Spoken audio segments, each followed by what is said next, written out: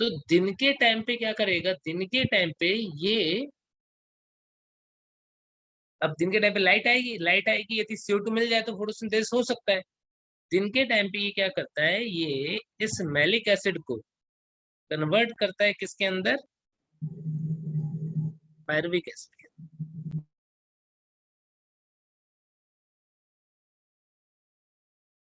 अब ये जो लाइन बनाया था ना, इस लाइन के उस साइड तो लिखा है नाइट और इस साइड है डेट है।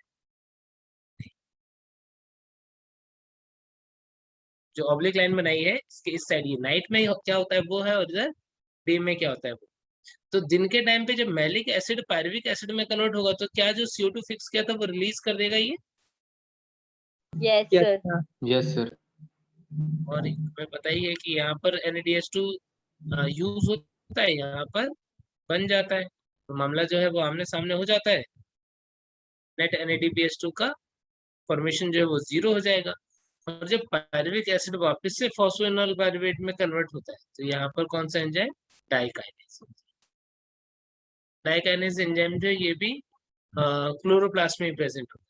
और यहाँ पर डाइकाइनेज काम करता है तो ATP से ADP बनता है कि AMP बनता है, AMP। और फिर ये दिन के टाइम पे ये जो CO2 यहाँ से रिलीज हुआ, ये CO2 अब लाइट आ गई है तो क्या एसिमिलेटरी पावर बन रही होगी, क्या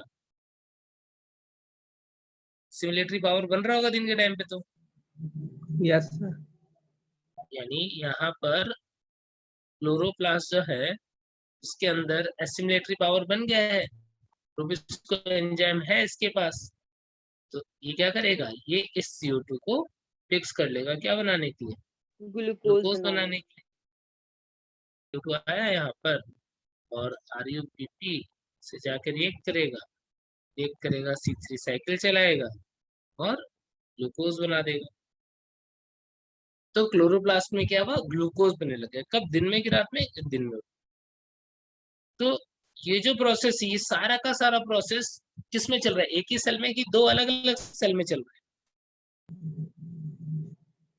ये सारा का सारा प्रोसेस एक ही सेल में चल रहा है। सही बात। यानी C3 और C4 और CAM प्लांट के अंदर तुम्हें डिफरेंस पता पड़ रहा है क्या, यस सर। क्या डिफरेंस? यानी रिएक्शन तो हमें दोनों में एक जैसी देखने को मिल रही है, लेकिन C4 प्लांट के अंदर दो अलग अलग सेल था जिसके अंदर रिएक्शन चल रही थी। यहाँ पर मीजोफिल और बंडल शीथ सेल, यहाँ पर सारा का सारा रिएक्शन जो है वो एक ही सेल में चलता है। वो सेल कौन सी है, mesophyll. The same mesophyll cell, अब ध्यान से एक बार समझने में, सारी बात वापस से कंक्लूड कर रहा हूँ। The same mesophyll cell contains both the enzyme contain the enzyme peptase and rubisco. In C4 plant, peptase and rubisco enzymes were present in two different cells.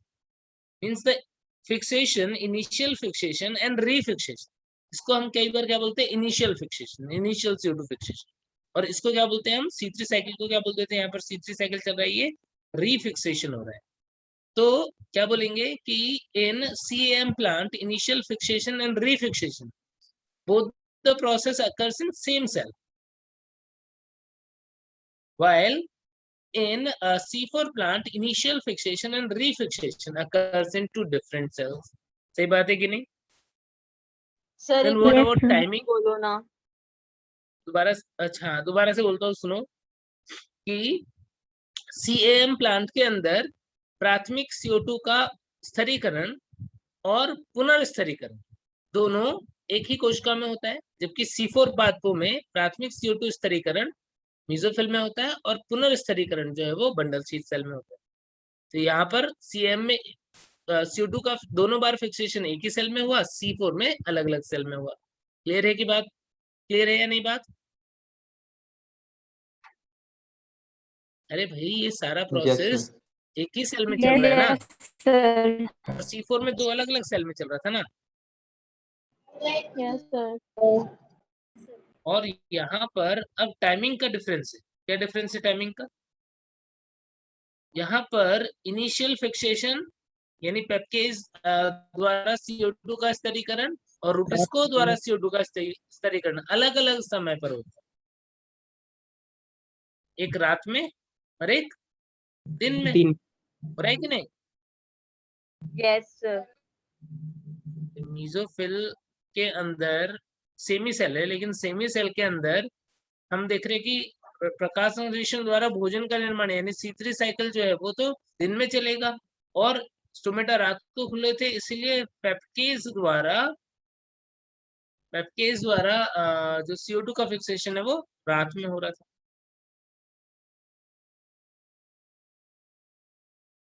यानी टाइम का डिफरेंस है CM पाथवे में, दो अलग अलग CO2 fixation अलग अलग समय पर होता है, यानी पहले इनिशियल CO2 फिक्सेशन रात में होगा, रीफिक्सेशन दिन में होगा।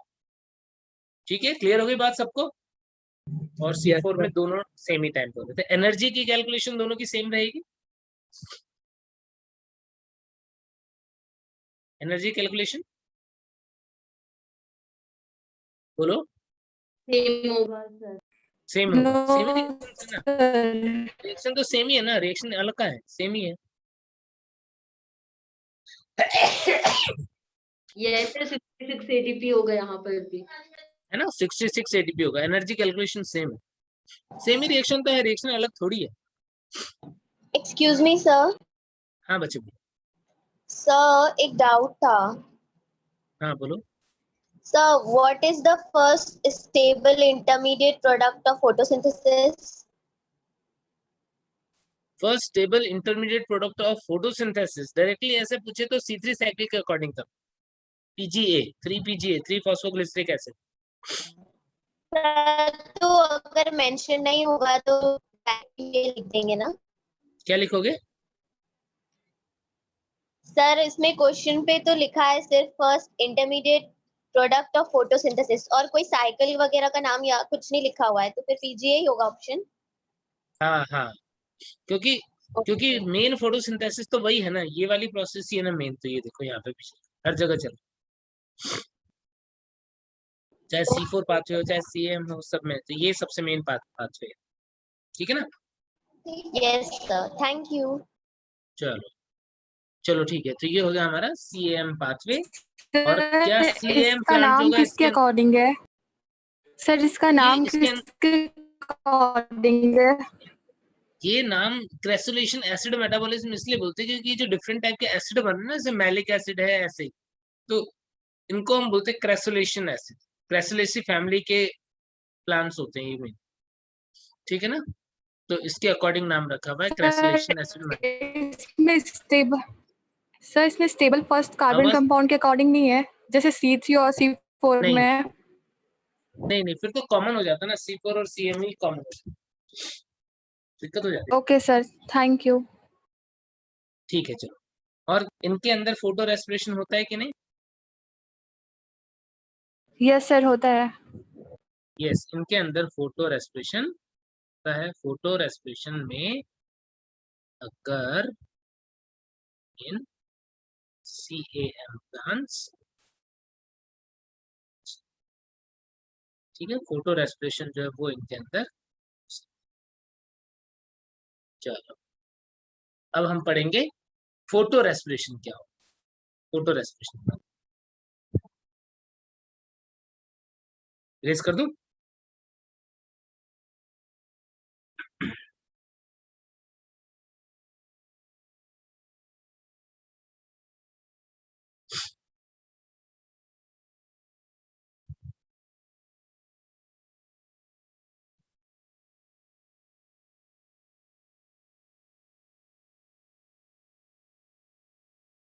फोटो रेस्पिरेशन किसमें होगा, C4 प्लांट में कि C3 प्लांट में? C3 प्लांट में। C3 plant. C3। C3 plant, बिल्कुल सही। फोटो रेस्पिरेशन कब होता है? फोटो रेस्पिरेशन होता है जब concentration of oxygen is high। Atmosphere में जो ऑक्सीजन की कॉन्सेंट्रेशन है उस पे भी होता है फोटो रेस्पिरेशन, उससे बढ़ेगा तो फोटो रेस्पिरेशन बढ़ता जाएगा, तो O2 की कॉन्सेंट्रेशन ज्यादा हो and intensity of light, light की इंटेंसिटी का भी ज्यादा होना फोटो रेस्पिरेशन को इंड्यूस करता है। तो इस केस में होता है फोटो रेस्पिरेशन। क्या होता है फोटो रेस्पिरेशन? कि लाइट की प्रेजेंस में नॉर्मल रेस्पिरेशन नहीं, लेकिन उसके जैसे ही प्रोसेस। रेस्पिरेशन क्या प्रोसेस होता है? जिसमें हम देखते हैं कि कोई कार्बोहाइड्रेट जो है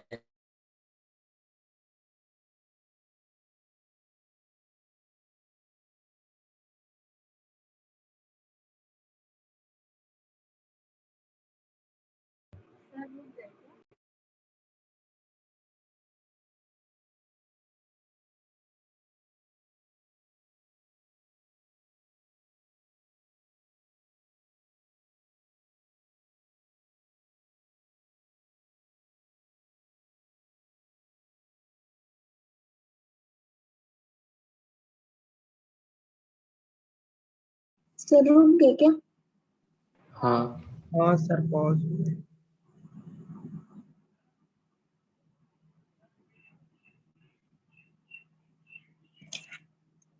आप लोग में से कोई वैक्सीन लगवा लिया है क्या?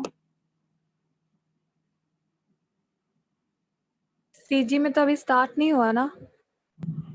स्टार्ट हो गया है। हो गया है। हाँ कोई लगवाया है?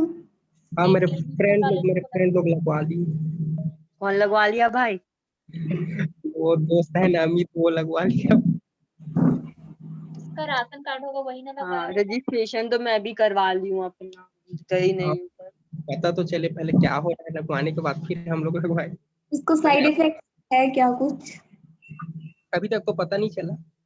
अभी तक तो ठीक है, मतलब कॉल में बात किया था तो ठीक होकर के बोल रहा अमित जायसवाल सर आ गए, सर आ गए। था। नहीं, चेहरा से पहचानती हूँ। फालतू फालतू आते रहता है कि ऐसा हो जाएगा लगवाने से ये वो। कुछ नहीं होता। वो तो ठीक है अभी, मतलब उसको तो 1 हफ्ते से ज्यादा हो गया, मतलब 1 हफ्ता नहीं, 1 महीने को लगवाया था वो सबसे पहले वही।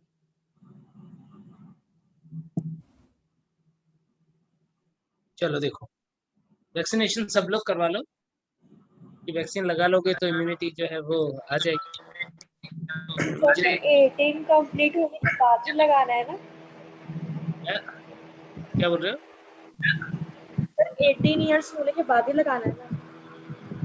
तो तुम में से कुछ बच्चे ऐसे होंगे जिनका 18 नहीं हुआ होगा। क्या आपका हो गया होगा सर? हाँ मेरा भी। नहीं, यस बहुत सर, लोग का मेरा नहीं नहीं हुआ हुआ रहता। सर। मेरा मेरा इस बार 18 हुआ। सर मैं 2003 वाली हूँ ना।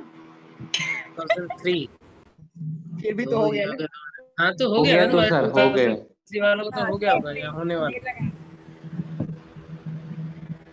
चलो देखो, यहाँ पर अब ना रूबिस इंपॉर्टेंट फैक्टर है कि फोटो रेस्पिरेशन होने के पीछे जो मेन रीजन है वो क्या है? वो है रूबिस्को एंजाइम, जो उसके पास ऑक्सीजनेज एक्टिविटी होती है, उसकी वजह से ऐसा होता है ना। दिख रहा है क्या सबको स्क्रीन? वही तो सर, स्क्रीन नहीं दिख रहा है। दिख रहा है सर। दिख रहा है सर। दिख रहा है ना? हाँ दिख रहा है सर, दिख रहा यस सर, दिख रहा। Yes sir. तो देखो, फोटो रेस्पिरेशन की जो प्रोसेस होती है ना, इसके अंदर कौन कौन सा ऑर्गेनेल इन्वॉल्व हो इस प्रोसेस के अंदर। इस प्रोसेस के अंदर सबसे पहले ऑर्गेनेल कौन कौन से इन्वॉल्व होते हैं? वो है chloroplast, peroxisome, mitochondria. peroxisome and mitochondria are involved। ठीक है, होगा क्या? होगा ये कि इसके अंदर 10% carbon is lost in form of CO2।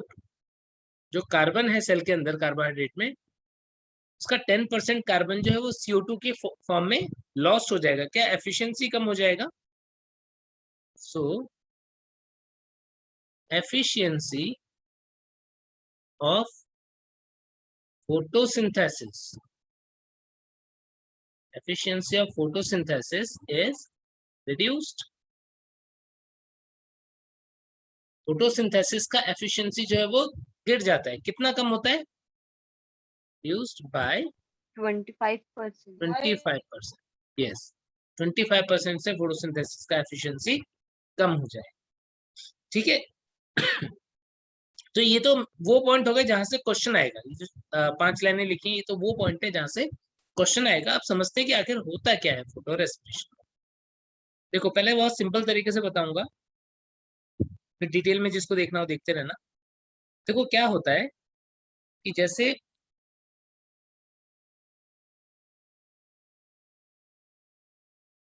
जैसे तुमको पता है RUBP,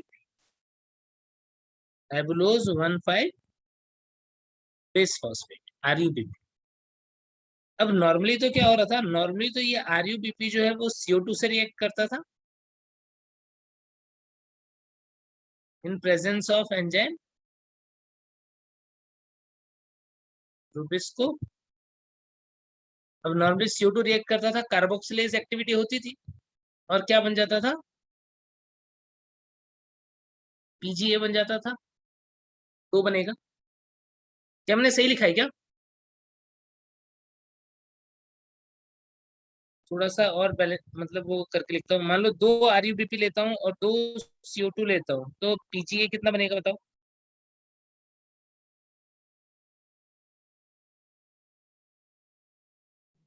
सर 2 2 into 3 PGA। 4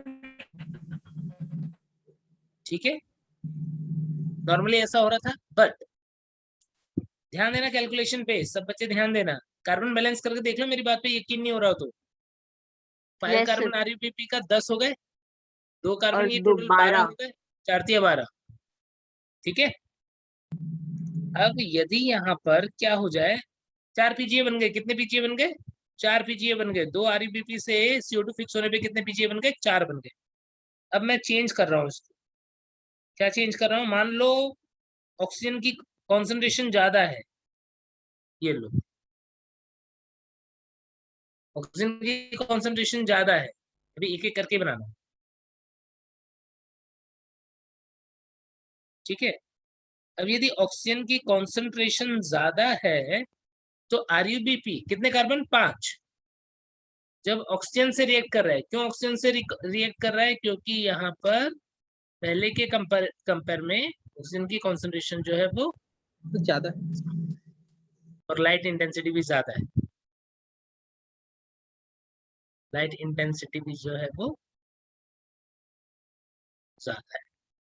तो अब क्या हुआ, ये 5 कार्बन है, ऑक्सीजन ऐड हुआ, तो कितने कार्बन दिखने चाहिए इस साइड तुम्हें? 5 दिखने चाहिए ना? Yes sir. क्या क्या बन गया इसमें? बन गया एक PGA। ये तो 3 कार्बन का होता है PGA। तो दूसरा प्रोडक्ट बनेगा वो कितने कार्बन का होगा? 2 कार्बन। 2 कार्बन का। ओके, नाम क्या है? फॉस्फोग्लाइकोलेट।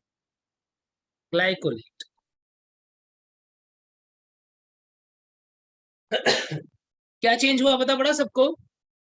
यदि ऑक्सीजन ज्यादा था तो RUBP में CO2 की जगह O2 जुड़ गया। क्यों? क्योंकि रुबिस्को ने ऑक्सीजनाइज एक्टिविटी शो कर दी।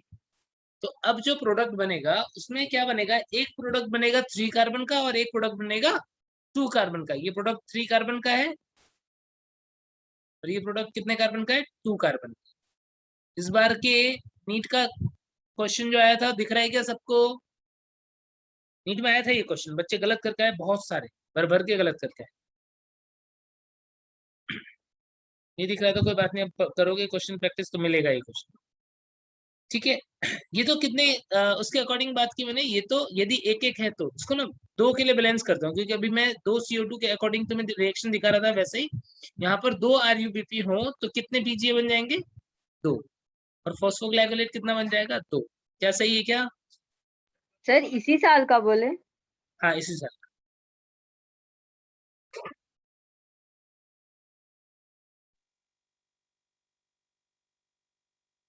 किसी बच्चे ने मुझे भेजा भी था कल ही।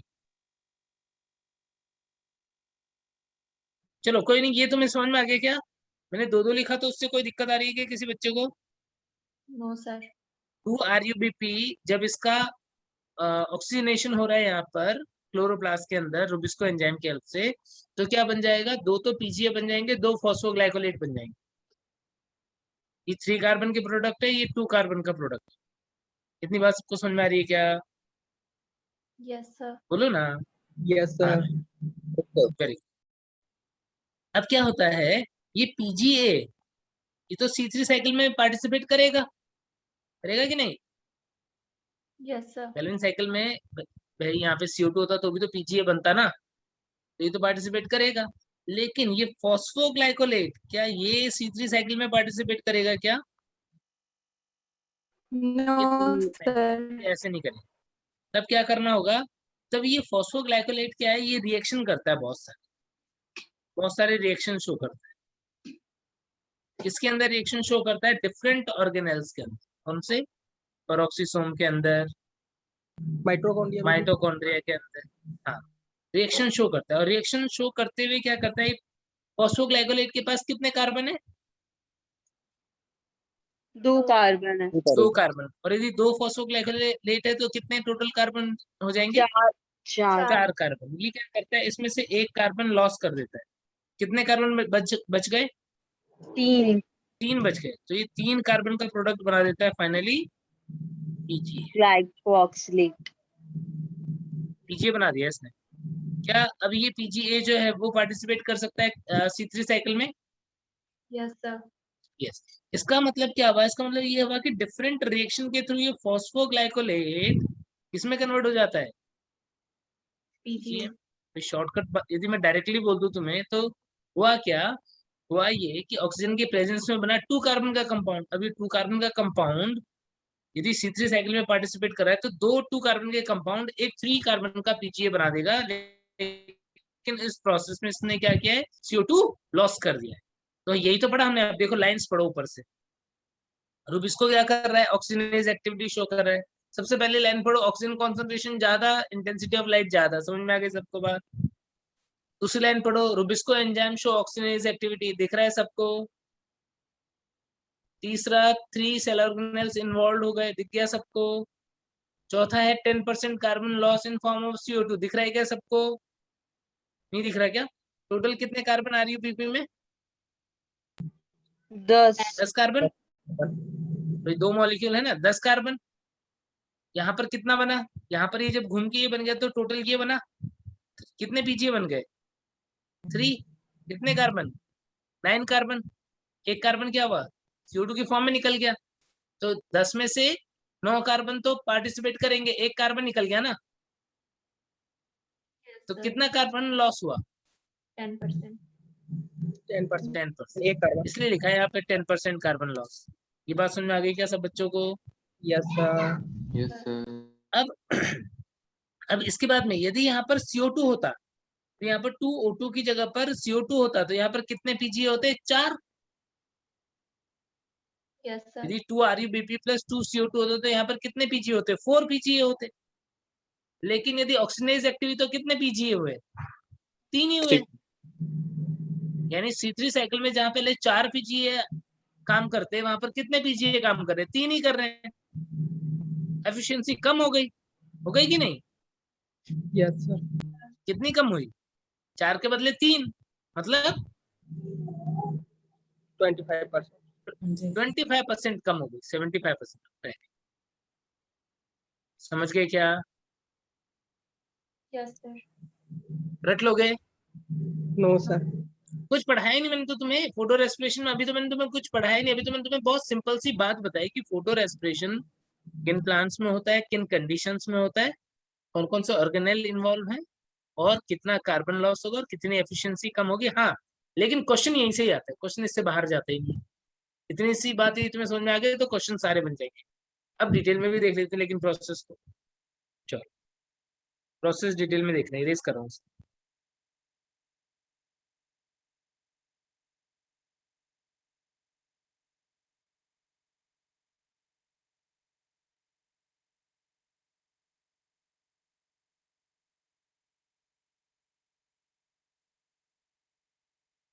फोटो रेस्पिरेशन का और क्या नाम है? C2 C2 cycle. साइकिल। क्यों? क्यों? क्योंकि इसमें 2 कार्बन का प्रोडक्ट बनता है। ग्लाइकोलेट बन रहा है करके। Glycolate pathway. यस, इसलिए इसको ग्लाइकोलेट पाथवे भी बोल देते हैं। 2 कार्बन का है, ग्लाइकोलेट है, इसलिए ग्लाइकोलेट पाथवे या ग्लाइकोलेट साइकिल।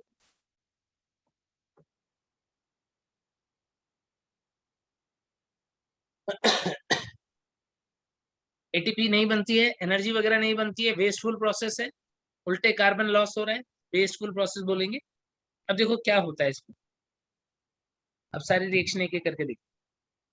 सबसे पहले स्टार्ट होगा RuBP, राइबोलोज 1,5 बाइफॉस्फेट, ऑक्सीजन से रिएक्ट करता है और बनाएगा 2 molecules of 3 PGA plus 2 molecules of phosphoglycolate.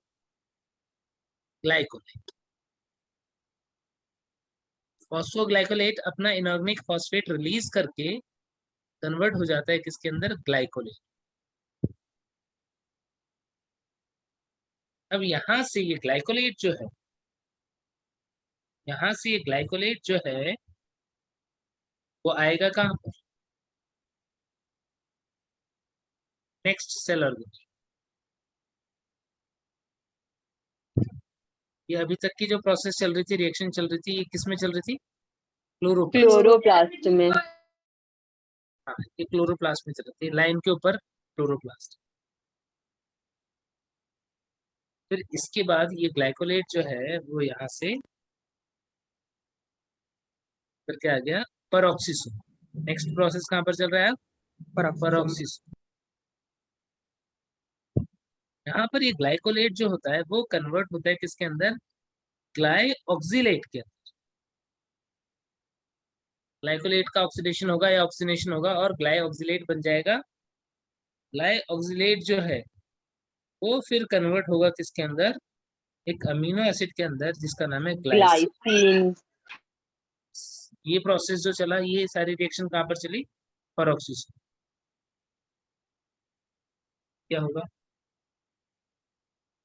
इसके बाद ये पेरोक्सिसोम से निकल के आ जाएगा कहाँ पर, माइटोकॉन्ड्रिया।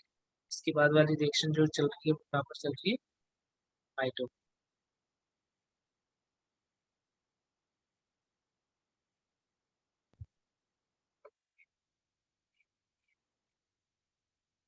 ग्लाइसिन कितने हैं, ग्लाइसिन 1 की 2, 2 ग्लाइसिन होगा। सारे के सारे 2 हैं, 2 कार्बन के प्रोडक्ट हैं, नंबर भी 2 ही है अभी। अब यहाँ पर क्या होता है, यहाँ पर ये ग्लाइसिन जो है, 2 ग्लाइसिन मिल करके रिएक्ट करते हैं और बनाते हैं एक सेरीन। 3 कार्बन का बन गया, ग्लाइसिन से क्या बन गया, एक सेरीन बन गया। तो इस प्रोसेस में यहाँ पर क्या होगा, इस प्रोसेस में यहाँ पर निकल जाएगा CO। यहाँ पर CO2 निकलता है, अमोनिया भी निकलती है और NaDH2 भी, NaDH2 भी बनता है। ऐसा कुछ हो रहा है कहाँ पर हुआ, ये माइटोकॉन्ड्रिया, यानी ये वाला प्रोसेस चल रहा है कहाँ पर, क्लोरोप्लास्ट के अंदर। ये सारा का सारा पेरोक्सिसोम, ये सारा का सारा माइटो।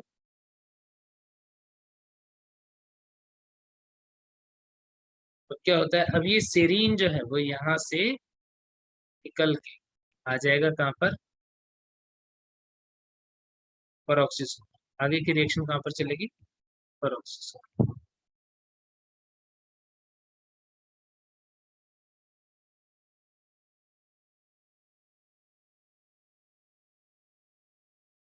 सेरीन, सेरीन जो है वो कन्वर्ट होता है यहाँ पर पेरोक्सिसोम में हाइड्रोक्सी पाइरुवेट।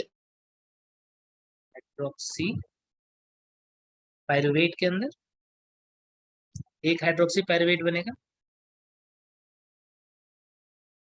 हाइड्रोक्सी पाइरुवेट जो है वो कन्वर्ट होता है किसके अंदर, ग्लिसरिक एसिड या ग्लिसरेट के अंदर।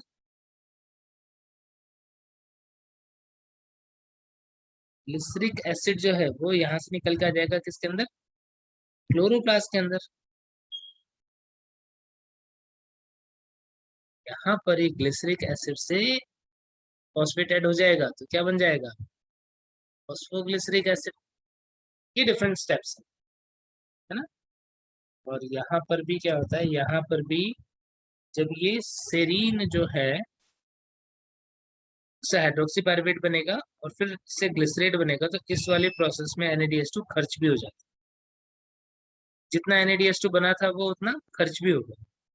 और यहाँ पर ATP उल्टे और खर्च होती है। तो इसीलिए बोलते हैं कि ओवरऑल प्रोसेस के अंदर एनर्जी बनती नहीं है बल्कि एनर्जी कंज्यूम हो जाती है, खर्च हो जाती है। ATP का एक्स्ट्रा खर्च और हो गया और CO2 निकल गई, कार्बन का लॉस हो गया, ठीक है। और अल्टीमेटली क्या हुआ, ये दो फॉस्फोग्लाइकोलेट जो थे वो किसके अंदर कन्वर्ट हो गए, PGA के अंदर कन्वर्ट हो गए, ठीक है। यहाँ पर ट्रांसएमिनेशन जैसी प्रोसेस चलती है। ये सेरीन अमीनो एसिड है, यहाँ से सेरीन अमीनो एसिड है और इससे हाइड्रोक्सी पायरुवेट बनेगा तो क्या हो जाएगा, यहाँ से अमीन ग्रुप निकल जाएगा। वो अमीन ग्रुप इस ग्लाइकोसिलेट को मिलता है, अल्फा कीटो ग्लूटारिक एसिड और ग्लूटामिक एसिड जो है वो क्या करते हैं, इस प्रोसेस को करवाते हैं। बहुत ज्यादा डिटेल में नहीं जाएंगे, इतना पूछते भी नहीं है ना। मैंने तुमको एक ब्रीफ जो मेन रिएक्शंस हैं वो बता दी कि कैसे हो रहा है। यहाँ पर बस ज्यादा ये समझ लो कि यहाँ पर अमोनिया आया है, यहाँ पर निकला है अमीन ग्रुप, ट्रांसएमिनेशन जैसी प्रोसेस हुई है। अब देखो तो अल्टीमेटली क्या हुआ, अल्टीमेटली ये फॉस्फोग्लाइकोलेट जो थे दो वो किसके अंदर कन्वर्ट हो गए, PGA के अंदर, और ऑक्सीजन यहाँ पर CO2 यहाँ पर निकल गई। एक ऑक्सीजन आके यहाँ पर ऐड हुआ है, दूसरा एक और ऑक्सीजन यहाँ पर भी ऐड हुआ है, पेरोक्सीसोम। यदि तुमने ये सारी रिएक्शन ध्यान रखी तो कौन से एक्स्ट्रा क्वेश्चन है जो तुम कर पाओगे, क्वेश्चन के थ्रू ही बताऊंगा तो शायद तुम्हें ज्यादा इंटरेस्ट भी आएगा और तुम्हें बात समझ में भी आएगी कि क्या काम की चीजें हैं। क्वेश्चन आएगा, बताओ कौन सा सेल ऑर्गेनेल है जिसमें CO2 निकलती है, बताओ। माइटोकॉन्ड्रिया। माइटोकॉन्ड्रिया। Very good. फिर दूसरा क्वेश्चन आएगा कि बताओ कौन सा सेल ऑर्गेनेल है जिसमें ऑक्सीजनेशन हो रहा है, ऑक्सीजन ऐड हो रहा है, पेरोक्सीसोम। Peroxisome peroxisome. और क्लोरोप्लास्ट। क्लोरोप्लास्ट,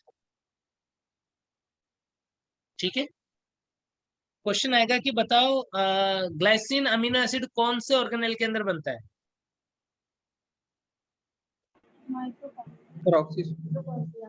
क्वेश्चन आएगा सेरीन अमीनो एसिड कौन से सेल ऑर्गेनेल के अंदर बनता है, माइटोकॉन्ड्रिया। ठीक है। तो बहुत डिटेल प्रोसेस पे जाएंगे तो ये इस टाइप के क्वेश्चन भी आते हैं। पर यदि नॉर्मल नीट लेवल की बात करें तो अभी जो मैंने तुमको जो 5 पॉइंट बताए थे उसके अकॉर्डिंग जो चीज ब्रीफ में समझाई वहीं से क्वेश्चन आता है, ठीक है। तो तुमने देख लिया कि कैसे कैसे RUBP का कार्बन जो है वो CO2 की फॉर्म में लॉस हो गया, इसलिए हमने इसको क्या बोल दिया, फोटो रेस्पिरेशन बोल दिया। वेस्टफुल प्रोसेस है, कार्बन का लॉस होता है। तो क्या मुझे लग रहा है कि सेल पगला गया है क्या, प्लांट पगला गया है क्या, ये प्रोसेस चला रहा है, तो चला रहा है ये प्रोसेस, दिमाग खराब हो गया क्या प्लांट का, बोलो क्यों कर रहा है ऐसी हरकतें, क्या कुछ बेनिफिट है क्या इससे, सर हाई टेम्परेचर टॉलरेट कर सकते हैं। हाई टेम्परेचर टॉलरेंट तो नहीं कुछ ऐसा खास बना ये, हाँ हाई ऑक्सीजन टॉलरेंट जरूर बन गया। क्यों, क्योंकि यदि ऑक्सीजन ज्यादा रहती है तो ये ऑक्सीजन चुप नहीं बैठेगी, ये ऑक्सीडेशन तो करेगी। किसका, हो सकता है इसकी लिपिड की, इसकी मेम्ब्रेन में जो लिपिड है उसका करे, या सेल के अंदर अदर बायोमोलिक्यूल्स हैं उनको ऑक्सीडाइज करे। तो ये किसी इंपॉर्टेंट कंपोनेंट को ऑक्सीडाइज करे उससे बेटर है कि सेल इसको यूटिलाइज करवा ले, किसके लिए, अपना कार्बन लॉस करने के लिए। तो ये तो छोटा डैमेज हुआ, छोटा लॉस हुआ सेल का। मान लो कोई कंपोनेंट इंपॉर्टेंट बायोमोलिक्यूल ऑक्सीडाइज हो जाता, मर जाता बेचारा सेल, उससे बेटर है कि अपने सेल को बचाने के लिए एक कार्बन जो है उसको लॉस कर रहा है। समझ गए, समझ गए ना क्या पर्पज है इसका, पर्पज है कि जो एक्सेस ऑक्सीजन होता है उसको ऐसे प्रोसेस में ये बिजी कर देता है ताकि सेल के अदर कंपोनेंट्स जो है उनको सिक्योर कर पाए, बचा पाए, ठीक है। चलो तो ये हो गया हमारा फोटो रेस्पिरेशन। इतनी बातें क्लियर है सबको, इरेज कर दूं, यस सर। ठीक है, अब इसके बाद में हम बात करते हैं लास्ट टॉपिक, चैप्टर के लास्ट टॉपिक की बात करेंगे, फैक्टर्स अफेक्टिंग फोटोसिंथेसिस। सर इसमें ना एडीपी प्रोड्यूस होता है ना एनएडीपीएस, तो इस पे प्रोडक्टिविटी यील्ड पे कोई इम्पैक्ट नहीं पड़ता? किसके ऊपर? प्रोडक्टिविटी यील्ड मतलब कम होता होगा ना? प्रोडक्टिविटी? Yes sir. प्रोडक्टिविटी तो घट रही है ना भाई, C3 प्लांट की प्रोडक्टिविटी C4 से कम है, उसका रीजन क्या है?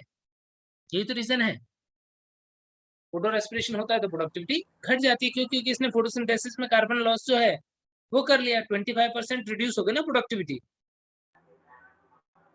है कि नहीं? ठीक है ना। चलो आगे देखो,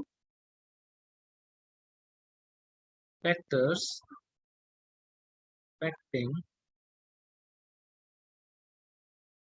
फोटोसिंथेसिस।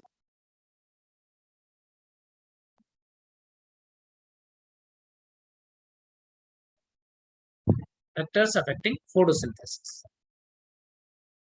देखो बहुत सारे फैक्टर्स हैं अफेक्ट करेंगे, तो जो कुछ इंपॉर्टेंट पॉइंट है टर्म्स में हम देखते हैं, कुछ इंपॉर्टेंट पॉइंट जिन्हें हम बोलते हैं कार्डिनल पॉइंट्स। तो सबसे पहले समझो कि कार्डिनल पॉइंट क्या होता है। कार्डिनल पॉइंट्स ये बोल सकते हैं मुख्य बिंदु, कार्डिनल पॉइंट्स मतलब मुख्य बिंदु।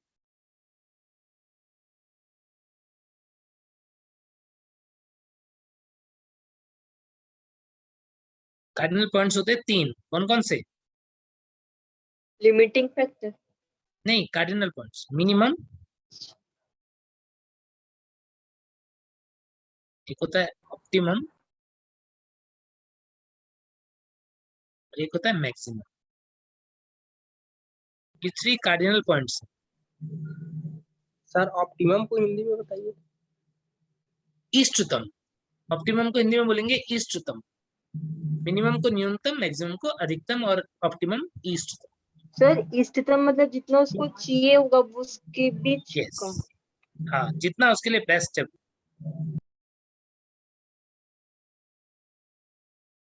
इसको हम समझते हैं ग्राफ।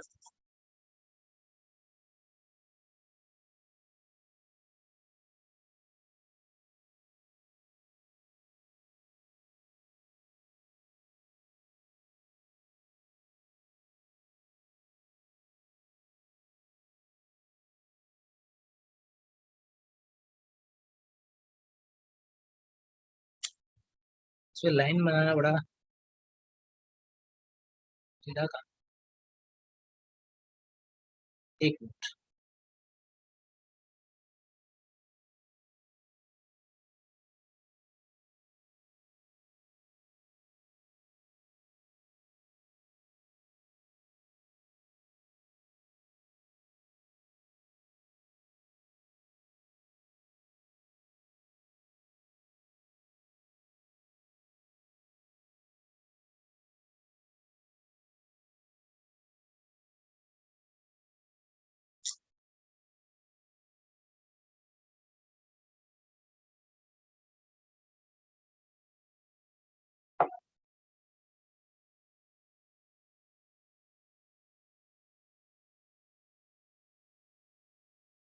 चलो कोई बात नहीं, थोड़ा बहुत टेढ़ाई थी। देखो क्या होता है यहाँ पर, जैसे मान लो इस तरफ मैंने लिया टेम्परेचर, टेम्परेचर, और इधर लेता हूँ रेट ऑफ फोटोसिंथेसिस। तो मैं क्या देखूंगा कि 0 डिग्री टेम्परेचर पे फोटोसिंथेसिस नहीं हो रहा, 1 डिग्री पे नहीं हो रहा, 2 डिग्री पे नहीं हो रहा, मान लो 3 डिग्री से स्टार्ट हुआ, तो 3 डिग्री सेल्सियस जो है वहां से फोटोसिंथेसिस स्टार्ट हुआ, तो ग्राफ जाएगा इस तरीके से मैक्सिमम पे, उसके बाद में कम हो जाएगा इस तरीके से। तो 3 डिग्री है मान लो, और 30 डिग्री मान लो, इसको 25 लिखता हूँ एवरेज।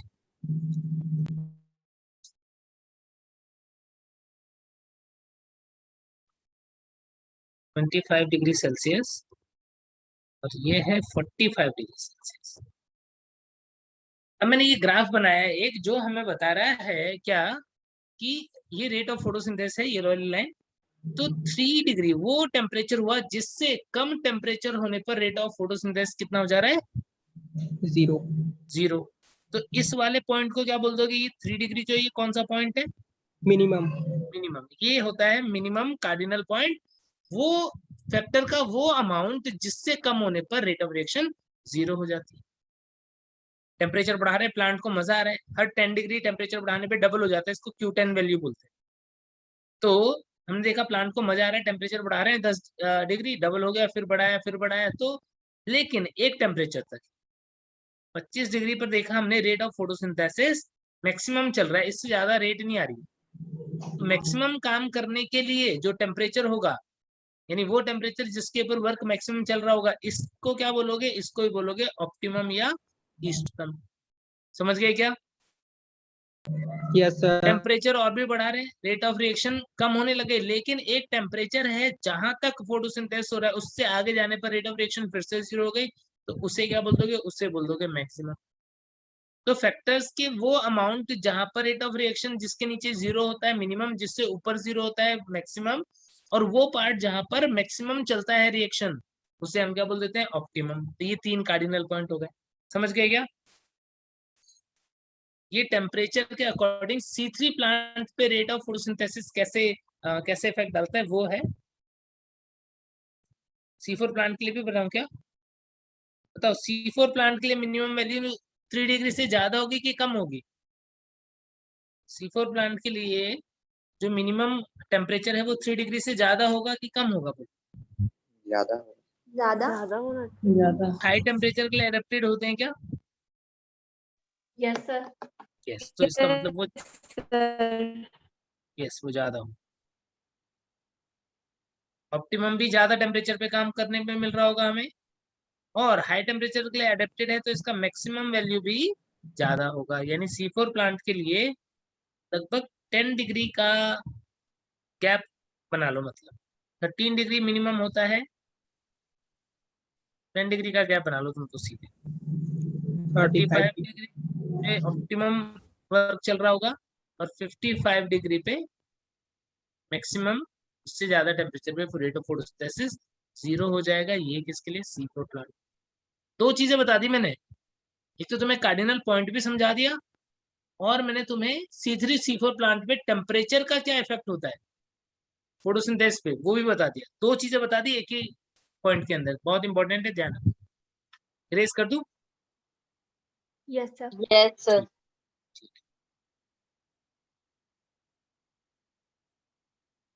अब इसके बाद में लॉ ऑफ लिमिटिंग फैक्टर्स क्या होता है?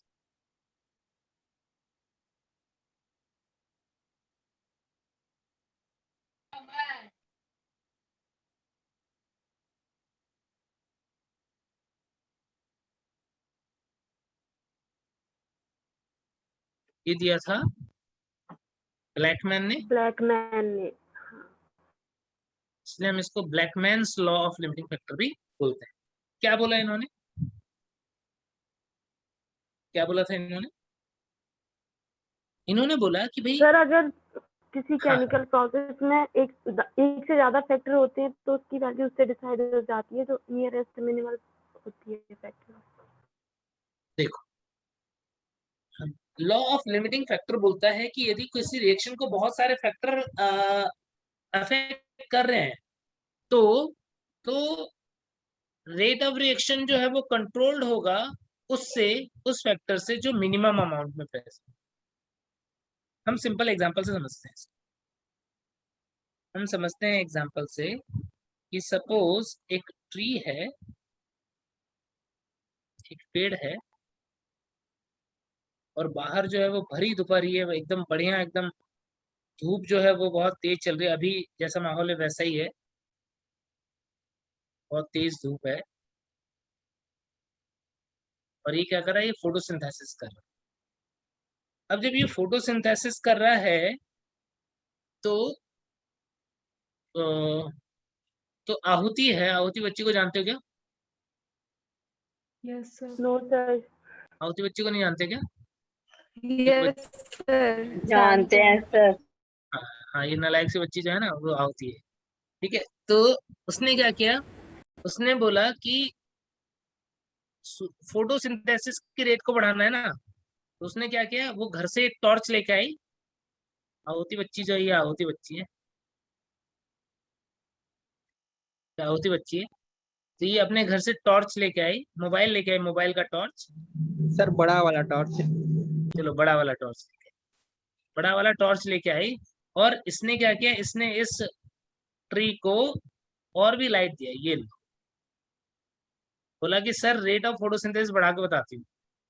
तो इसने क्या किया, इसने टॉर्च से इस प्लांट को और लाइट दिया। कब? दिन में। सूरज भगवान यहाँ पर हंस रहे हैं इसके ऊपर, हंस रहे सूरज भगवान। रेट ऑफ फोटोसिंथेसिस बढ़ेगा कि नहीं बढ़ेगा? नहीं बढ़ेगा सर। नहीं बढ़ेगा। नहीं क्यों नहीं बढ़ेगा? सर इसको सनलाइट की जरूरत होती है, वो सर, वाले सिर्फ लाइट। सनलाइट। क्योंकि सनलाइट जो आ रही है इसके पास, वो इतनी सारी लाइट है या इतनी एनर्जी कि उसका ही 10% यूज कर पा रहा है प्लांट। सर, ये उससे उसका ही 10% यूज कर पा रहा है, यानी इसकी बहुत सारी लाइट बाकी है जिसको ये यूज नहीं कर पा रहा है। तो एक्स्ट्रा लाइट देने से क्या होगा? कुछ नहीं होगा। समझ गए क्या? सर यानी 10% यूज करता है कि उससे भी कम सर? 10% से भी कम। ठीक है, तो इससे तुम्हें क्या पता लग रहा है? इससे तुम्हें पता पड़ रहा है कि यदि लाइट इस रिएक्शन को कंट्रोल कर रहा था, या एक फैक्टर है जो फोटोसिंथेसिस की रेट को अफेक्ट करता है, तो यहाँ पर हम एक्स्ट्रा लाइट दे रहे हैं तो रेट ऑफ रिएक्शन बढ़ नहीं रही है। इसका मतलब क्या लाइट लिमिटिंग फैक्टर है क्या? No sir. यानी आहुति फोटो आहुति क्या बता के गई? आहुति बता के गई कि इस कंडीशन में light is not a limiting factor. Sir आहुति है ही नहीं क्लास में, पहली बात तो आज है नहीं क्या ये लड़की? दिख तो नहीं रही है। क्यों नहीं है ये? सर एक्सपेरिमेंट ढूंढने गई है सर वो। क्या ढूंढने गई है? लाइट। एक्सपेरिमेंट करने। एक्सपेरिमेंट।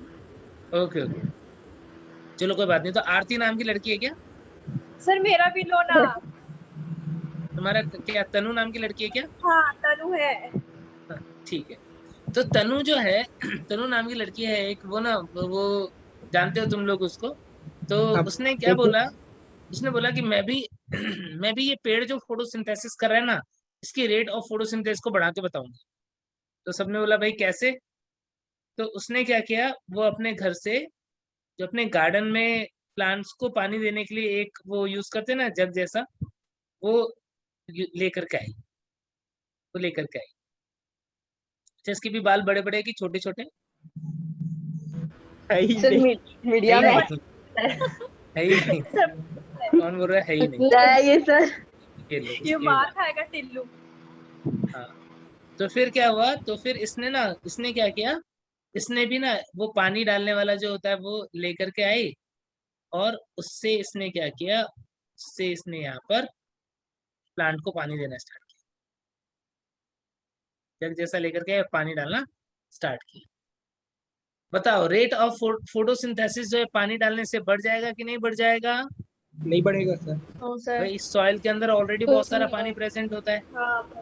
तो तनु जो है वो उसको पानी पिला रही है प्लांट को, और प्लांट के अंदर फोटोसिंथेसिस का रेट बढ़ नहीं रहा है। इसका मतलब क्या है? इसका मतलब ये हुआ कि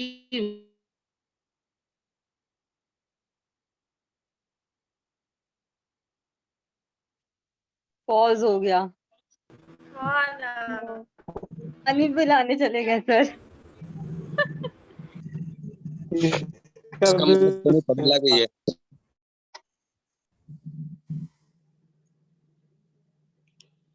वेट करो 2 मिनट सब लोग। ये तो कोई गाना सुना दो भाई। आप ही सुनाओ ना। मोबाइल से सुन लो ना। रुक जा।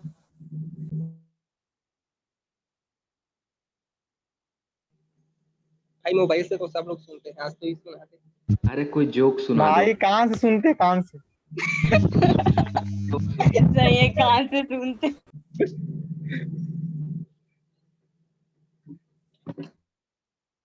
अरे कोई चुटकुला सुना दो।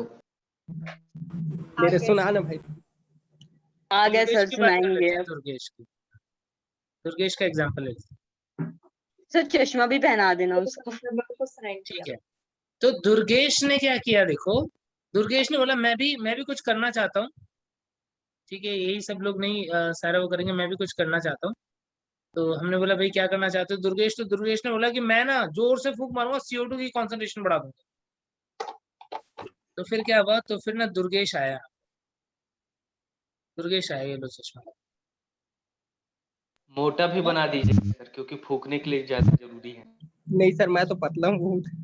और मुंह वही से तो इसने सर। इतना जोर से फूंक मारा ना, इसने इतना जोर से फूंक मारा कि वातावरण में, वायुमंडल के अंदर इसने CO2 की कॉन्सेंट्रेशन डबल कर दी, इसने CO2 की concentration.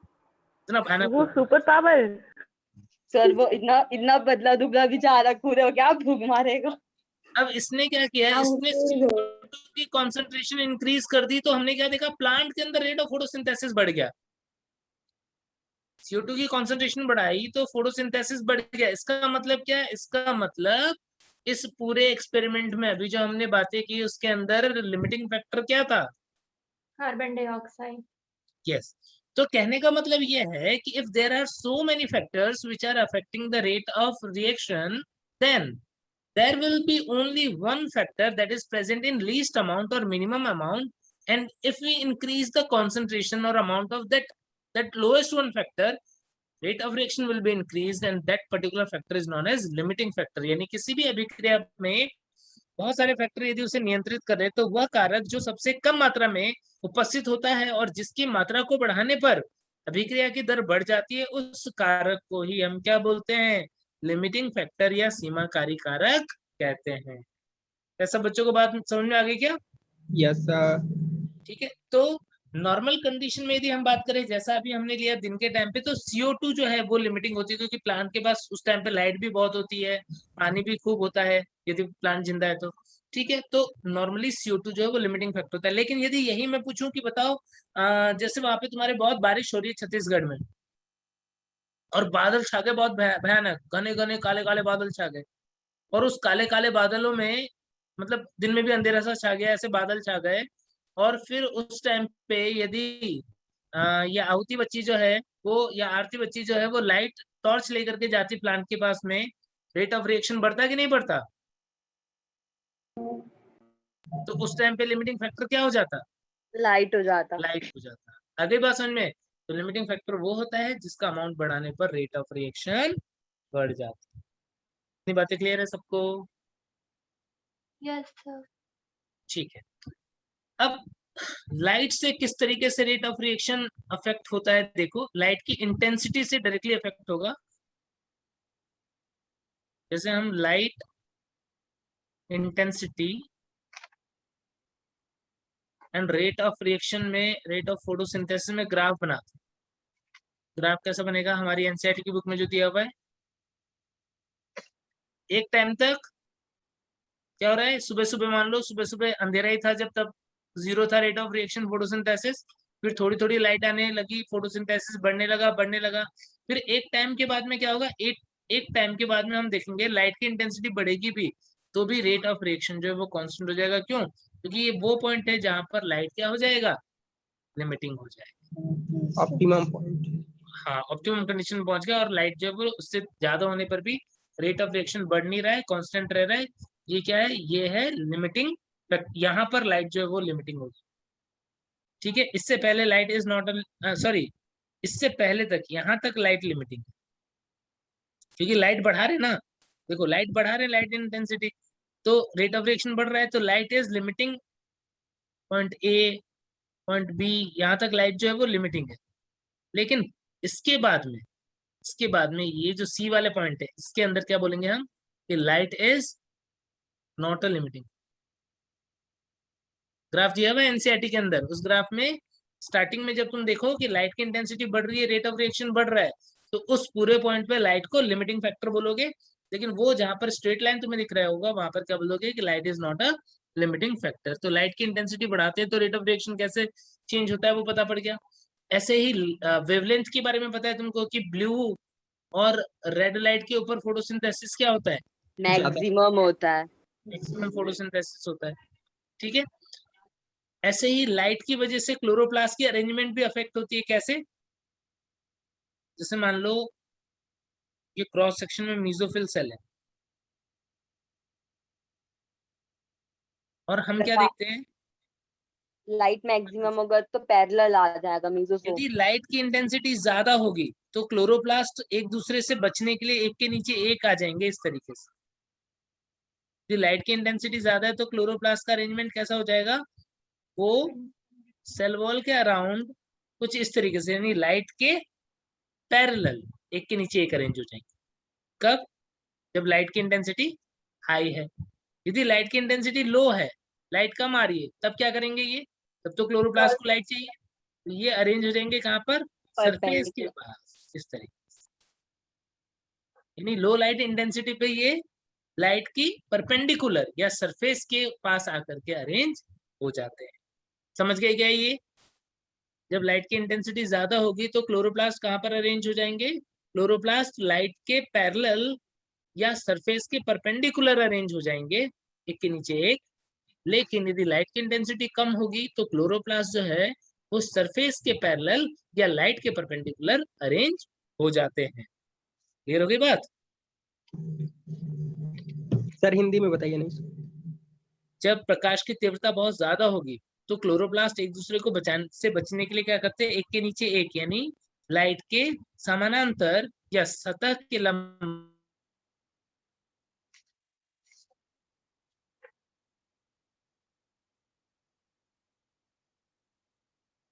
Parallel to the surface, सतह के समानांतर या प्रकाश के लंबवत अरेंज हो जाते हैं। ठीक है, ठीक है, चलो अब इसके बाद में हम पढ़ेंगे नेक्स्ट लेक्चर। सर हाँ बच्चे, सर अभी डाली उसको देख।